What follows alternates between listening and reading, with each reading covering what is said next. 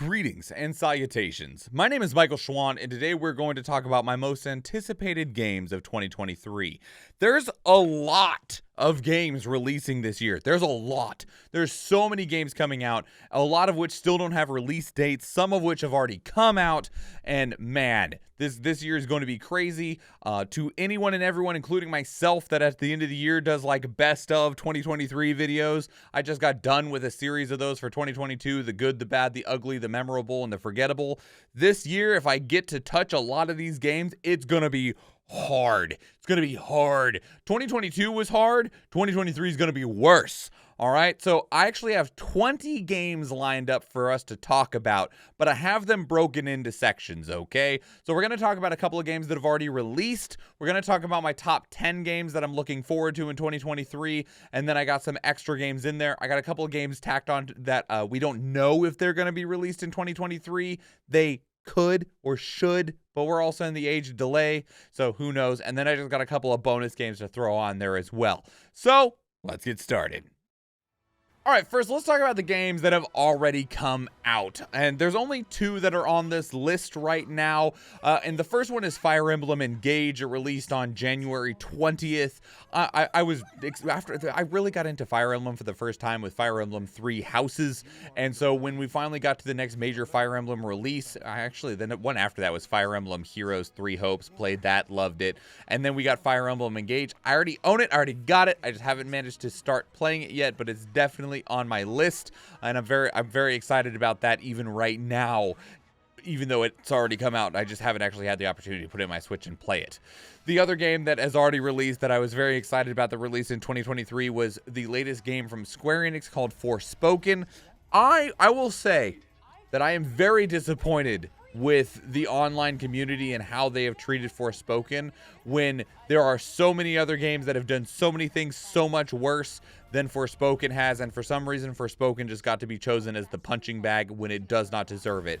I did play Forspoken the day it released. I have already gotten all the way through the story. I've completed the story. I've not completed the game. We're going to keep playing some more of the game because it's an open world exploration style game, and I'm really enjoying that aspect of it, but I didn't want to get too distracted from the story, because in those open world games, you can really ruin the pacing of the story if you get too distracted from it. So we just kind of streamlined through the story, and now we'll go back and explore and all that kind of fun stuff, right? Forspoken came out. I was really excited about it from the very moment that I saw it, and it delivered in every way that I hoped that it would. I enjoyed it immensely, and I highly recommend it. So those are the two games that have already released, though. Let's get into the things that we are still waiting to see. All right, so coming in at number 10 is Armored Core 6 Fires of Rubicon, the latest game coming out from Software, the creators of Dark Souls, Elden Ring, Bloodborne, Sekiro, and so on, right? They are also the people that originally made Armored Core, and they just kind of left it in the dust as they made Soulsian after Soulsian after Soulsian, got their accolades and their paychecks, and then they're like, by the way, Armored Core, we have the rights to that. It's our IP. We made it. What if we made a new one? And to people that were Armored Core fans went, okay, what are you doing? Because to people that have played Armored Core in the past, Armored Core has a storied history. And Armored Core, I just want to know what kind of Armored Core they're making, okay? Because across the years of Armored Core, we'll just say 1 through 5, the game has played very differently. And I don't mean differently in the way that Dark Souls games have played, okay? I don't mean you got the jank of Dark Souls versus the speed and cleanliness of Sekiro versus the visceralness of Bloodborne. They're all the same game with different flavors, right? The different Armored Core games, they feel so significantly different to one another. And so it's like, I think of like Armored Core 4 as one of the ones that I really loved a lot. They were fast and engaging with tons of customization to your Armored Core that you could build. And just, you had a lot of ability to express yourself in how you built your mech. And the game was fast. But then there was other Armored Core entries that weren't as fast, that they were close. They weren't Mech Warrior, but they felt closer to Mech Warrior than they felt to what I thought of when it came to Armored Core. I don't know what we'll get out of Armored Core 6. It says it's releasing in 2023, which is amazing to me since From Software just released Elden Ring in early 2022. But that, I guess, you know, we know that they've had multiple dev teams for a while, so Armored Core 6 could have been in development for a while. But I am very excited for this game. I do hope it releases this year, and I am very curious about what it's going to be. Number 9 is Stalker 2: Heart of Chernobyl. Now, I hope this game releases in 2023, and my heart goes out to the developers of Stalker. If you are unaware, the developers of Stalker are all originally based out of Kiev in Ukraine, and the conflict between Russia and Ukraine definitely affected them to the point that their entire studio had to relocate, and it was not a small portion of their development team decided to drop the mouse and keyboard and pick up an actual weapon to go defend their home. And I can also say that we know for a fact that they've told us that not all of them have made it, including some very significant members, like leads of their development team, have lost their lives in the defense of their homeland. And there was the question of, will Stalker 2 survive as a game? Is Stalker going to still get made? And they did confirm very recently, they're like, yes, we kept up development this entire time. We had people working out of their bathtubs at their aunt's house where they were taking shelter and stuff because they wanted to finish the game. And also, you know, on the idea that the conflict does resolve, they're gonna need money to, like, live, right? So they pushed forward with development, and they did announce a 2023 release window. I don't know if it will achieve that. I don't think anyone would blame them in the slightest if it doesn't. But I'm very excited about Stalker. I never played the original Stalker game, but I have played a ton of Escape from Tarkov. And one of the things that I love about Escape from Tarkov so much is the kind of like really nitty-gritty, hardcore survival elements into it. And I'm not talking about the way that like DayZ or The Forest has. It's different, where you're trying to just find things and stuff, and it feels really good. And people have told me, they're like, if you like Tarkov, you should go play Stalker. But I've also then had people tell me, they're like, the original Stalker has not aged well. I do not recommend. And I was like, all right, how about I just wait for the second one? And so it does look like the second one is going to be here relatively soon. I hope that the development is going well. I wish the best to the developers, and I hope that you're able to deliver in 2023. If not, completely understand, but I'm looking forward to your game.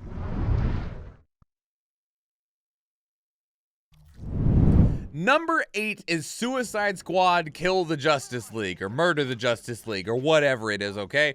Now, I completely understand, and I sympathize with everyone who looks at this game with the, like, just a bowl dripping full of skepticism, okay? This game is set to release on the 26th of May of 2023, and we've seen almost zero gameplay, but there were some leaked screenshots of like some really Marvel's Avengers looking menus, and there was some stuff about like a cash shop and a battle pass. And like, I understand games as a service can be shit, right? I get it, okay? But also, when it comes to like Marvel's Avengers, there was a good game in there. The single player playthrough of Marvel's Avengers, when you're not worried about grinding out the end game abilities or trying to get through the unlock trees or being berated with battle pass and daily missions and microtransactions, there was a good game in there that greed ruined, right?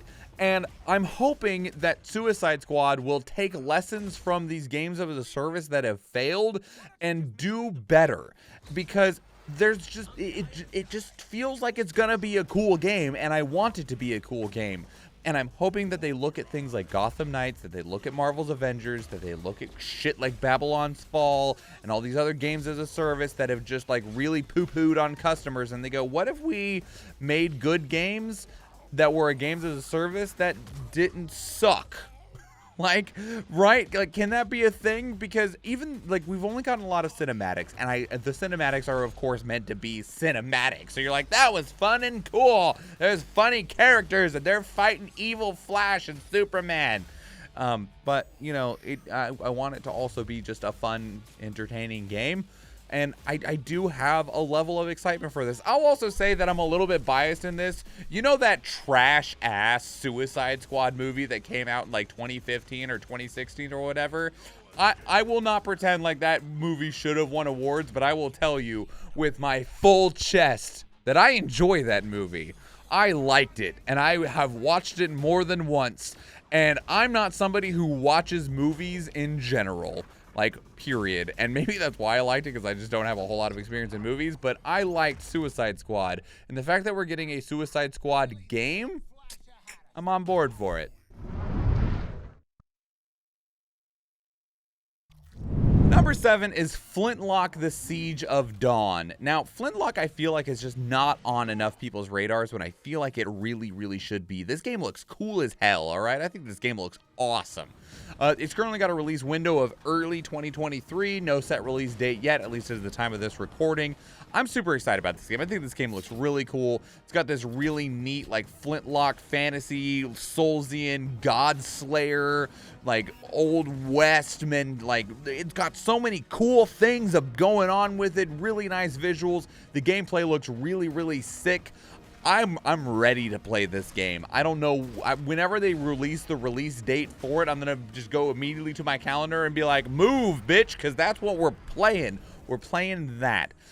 And on second thought, as I'm like talking about this should have been way higher up the list. I'm like talking about, I'm like, man, I'm excited as hell for this game. And I can tell you that even the game after this, I'm definitely more excited for Flintlock. Whatever, it's fine. The list is transformative and it evolves as we go. So let's continue on to the next one. Number 6 is After Us. Now, this is probably the newest entry on the list because it was just shown off for the very first time at the Game Awards. And I was just enthralled and entranced by this game when it came onto the screen. I thought it was lovely. I thought it was beautiful. It looked like such a engrossing journey and a really just beautiful game. Think of games like Journey and Abzu and these games that are just going to be these just really memorable, beautiful experiences. It'll probably have gameplay elements in there, but that's not going to be the reason that you play it, and it's not going to be the reason that you remember it. I think this game is just really enchanting, and I'm really excited to play it, and it's supposed to release sometime in early 2023. Hopefully that means soon, but I'm ready for it, and I would like it now, but I will happily wait until they're ready to give it to us. All right, here it is. Project Eve, also now known as Stellar Blade. I'm sure you've seen the main character's butt plastered onto enough YouTube videos, thumbnails, people's freaking Twitter profiles, and while the booty is good, that's not the reason that we're excited about it. Okay, I mean, I'm sure some people are. They're like, yes, booty. It's the real reason that I'm excited is because this just looks like maybe what Bayonetta 3 should have been. Now, don't get me wrong, I loved Bayonetta 3 a lot, but that game was definitely being strangled by being a Nintendo Switch exclusive. Stellar Blade is this really cool character action game. It just looks awesome. A new modern spectacle fighter exclusive to the PlayStation 5 that looks like it was designed to be exclusive on next-gen hardware, where we're just getting these really impressive visuals, very flashy, engaging, high octane combat, and it's going to be a really sick game, and I'm sure it's going to make it onto a lot of people's lists. It's going to be really cool, and I'm ready for it. It's going to be and I believe they said that it's going to be sometime in the middle of 2023, but officially it doesn't have that date. It doesn't have any date beyond just the year, but we should see it this year, and it's probably going to be one of those just big games that everyone plays, everyone talks about. It's been talked about already on end, whether it's because of the visuals, the gameplay, or the booty, and we'll just keep talking about it for those same reasons. All right, speaking of Bayonetta, number 4 is Bayonetta Origins, Cereza, and the Lost Demon. Speaking of surprises at the Game Awards, okay? One, there was a question after Bayonetta 3 released of like, does Bayonetta as a game, as a franchise, get to continue? And the lead developer, Hideki Kamiya, was like, oh yeah, 100%. we're making more Bayonetta. We're working on it right now. And we're like, really? All right, cool. And then he was like, oh yeah, by the way, we're also making this cute little side game called Bayonetta Origins that's very like Alice in Wonderland-esque, where you're seeing a cute little young Cereza go through like a storybook sequence like it's freaking Mother Goose, except, you know, it's Bayonetta and demons. So, you know, you got like Cheshire the cat, and he's like this big horrible monster, but he's also a cute fluffy friend. Anyway, and they're like, oh yeah, by the way, so that game exists. And we're like, wow, all right, cool, that's awesome. It releases the 17th of March 2023, and we're like, wait a minute, you just released Bayonetta 3 like a month ago. And they're like, yeah, we know, we got another one coming out in 3 months. Are you ready? And I'm like, yeah, I guess I am. I guess I'm totally ready. I'll absolutely play this. This game also looks like it won't suffer the same fate that Bayonetta 3 did. It's more of a kind of like character platforming puzzle game. It's a cute little adventure game, which means that the Switch hardware will do just fine with it. So yeah, I'm on board. Let's go. Number 3 is Witchfire, and we're continuing on with the games that don't actually have a set release date beyond early 2023. Can I please have some dates for some of these games, please? So, Witchfire, it looks cool. It's this roguelike, like semi-open world, open zone, I think is what they're calling it. A FPS game where you got guns and magic, and you're going through these like high fantasy medieval style cities, and it just looks really cool. It looks like a blast. I want to play it. It's only going to be in early access though. It's going to be early access through the Epic Game Store, which sucks in a lot of ways, but alas, it is what it is. Here we are. This game looks sick. It's beautiful. It looks like it's going to be a lot of fun, and I am ready to play it. Number 2 is Wanted Dead, releasing on Valentine's Day, the 14th of February, 2023. Now, Wanted Dead is a game that I have a storied history with at this point, because we've done, I think, like 3 or 4 reaction videos to it, and the game, thankfully, just keeps looking better, because when we first took a look at it, I was like, oh, you should not, no, this looks so bad. It's a blurry mess. It's low FPS. I can't tell what's happening. And just as it's continued its journey of development, I've gotten to see this game just look better and better and better. And now it just looks awesome. I'm super excited about it. It looks really fun. It's developed by ex-Ninja Gaiden devs, so that'll give you an idea of what you might be getting yourself into. I have been told that the game is not a joke. It is not for the weak of heart, which means that we might get a little challenging up in here, but that's perfectly fine. And it even went farther. I actually entered into a contest that the developers put out. I got to win one of 5 posters that exist that were signed by the creative director as well as the lead actress that is portraying the main character of the game. So I'm invested in more ways than one at this point. I'm really ready to play this, and thankfully it is coming very, very soon. My most excited anticipated game for 2023, if you have heard me rant at all about anything, is Final Fantasy 16, okay? Like, I'm such a tool when it comes to this franchise. If it's got the word Final Fantasy on it, there's a very, very good chance that I've already bought it. And guess what? I've already bought it. I already reserved and paid for my freaking Final Fantasy 16 Collector's Edition that Square Enix gouged me out of my freaking wallet and down to my foot for them to mail it to me, because I live in Alaska, so mailing anything here is already expensive. Then Square Enix Tax came in and was like, yes, but what if we charged you more? And I'm like, that sucks a lot, but you know what? I don't care, because Final Fantasy has been such a major part of my life for all of my life. It is the franchise that I definitely am just the most beloved fan of. I still am very critical of them. Square Enix as a company has done a lot of things wrong, and even with the Final Fantasy franchise, they have struggled to do a lot of things with it, and they still struggle in a lot of ways. But Final Fantasy 16 looks really good. It's being headed up by Yoshi P, the lead director from Final Fantasy 14, the most beloved and highly rated MMO that you can play 30 days. No, you can play for free up to level 60 or 70, including the first expansion of Heaven's Warder. something. You can play a lot of it for free, and there's a lot of content that you could play completely for free on Final Fantasy 14. But that's not what we're here for. We're talking about Final Fantasy 16. It looks really good. I'm glad that they're not trying to go hyper photorealistic the way that they did with Final Fantasy 15.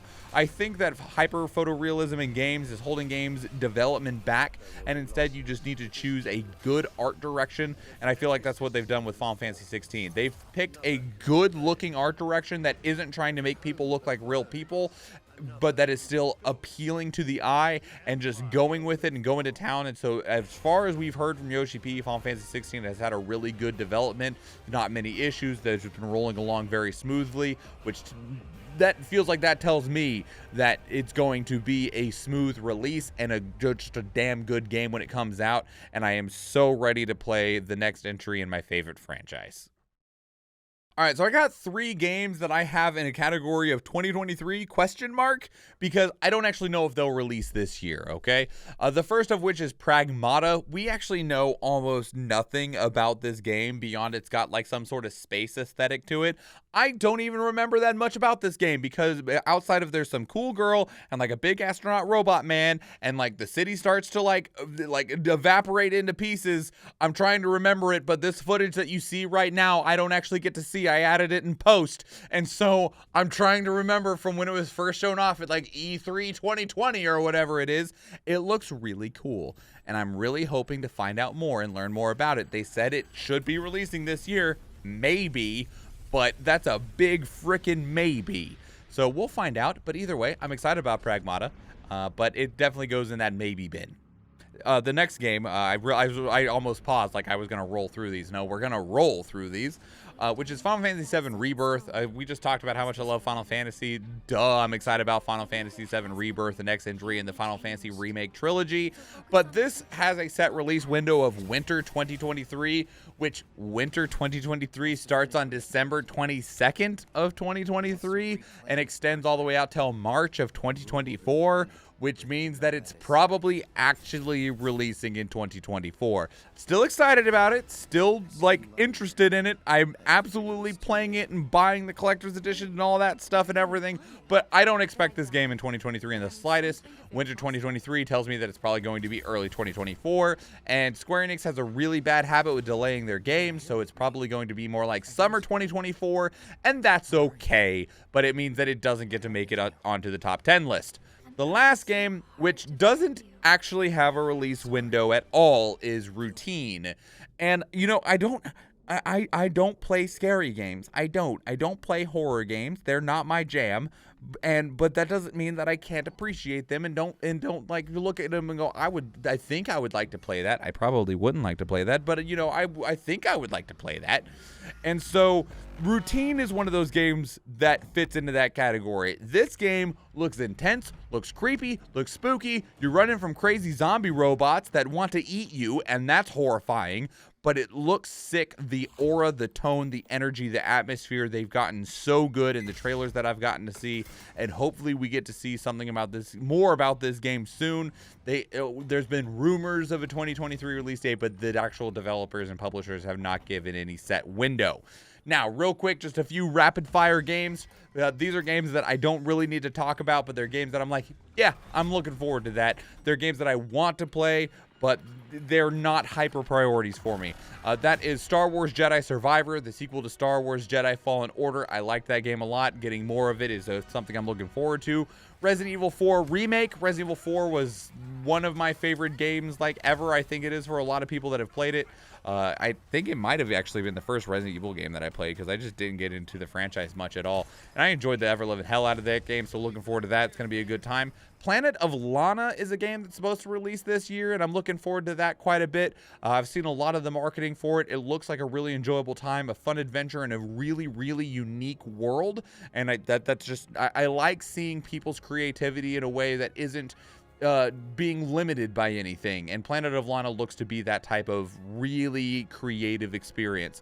Pikmin 4 is supposed to release this year. I freaking love Pikmin. I love Pikmin a lot, okay? But outside of the like 10-second trailer that Nintendo gave us that said that Pikmin was releasing in 2023, we've not seen anything else for this game at all. whatsoever. So while I'm excited, I'm like, yay, Pikmin! All right, well, let me know when you feel like telling us more, Nintendo, because you're not telling us more right now. And then last is Lies of P. I've actually been avoiding marketing for Lies of P. I like Soulsian games a lot, and Lies of P looks like it's just going to be the next major Soulsian game since Elden Ring. Like, if you want a game that is going to be something that people talk about and people care about within that genre and that space, it's going to be Lies of P. This game looks sick, and it's going to be just this really definitive hallmark of a game. And if it doesn't live up to those expectations, that's very unfortunate, because I know a lot of people that have those expectations for it. So to slap those 5 extra games on there, they're not quite up there in the same way that the initial top 10 that I talked about is, but I'm excited about them all the same. All right, so those are the games that I am most excited for in 2023. Definitely a lot of games. And I will tell you that this isn't even all of them, okay? This is the short list. The short list that's 20 games long, because there's more games that are coming out this year that I also am excited for that also look great, but I had to stop somewhere. I tried to make it a top 10, and then I was like, but I really want to talk about this game, and I want to talk about this game, and this game, and this game, and then what about these games that already came out? And that's how we got here, okay? So thanks for hanging out while I just rambled about games that I'm excited about. Which, let me know what games you're excited about. I actually had a video that I just put out, I think a couple of weeks ago, of games that are coming out this year that I'm not excited about, that are really big games. Games such as like The Legend of Zelda Tears of the Kingdom. I'm not excited about that game. Street Fighter 6. I'm not excited about that game. If you want to know the reasons why, go check out that video. But regardless, let me know why you're excited about, what video games you're excited about in 2023. I'd love to hear from you. Leave your thoughts down in the comments below. If you want to keep up the conversation elsewhere, 2 great places to do so are Discord and Twitter. Speaking of Discord, we got channels dedicated to things like this where we can just keep talking if you're interested in doing so. Otherwise, if you want to come talk to us live on stream, we do stream on Twitch. I would love to see you there. If you enjoyed this video, please leave it a like. If you want to catch future videos, please subscribe to the channel. If you watch one of the other videos on the channel, or if I see you in the live stream, thank you and enjoy.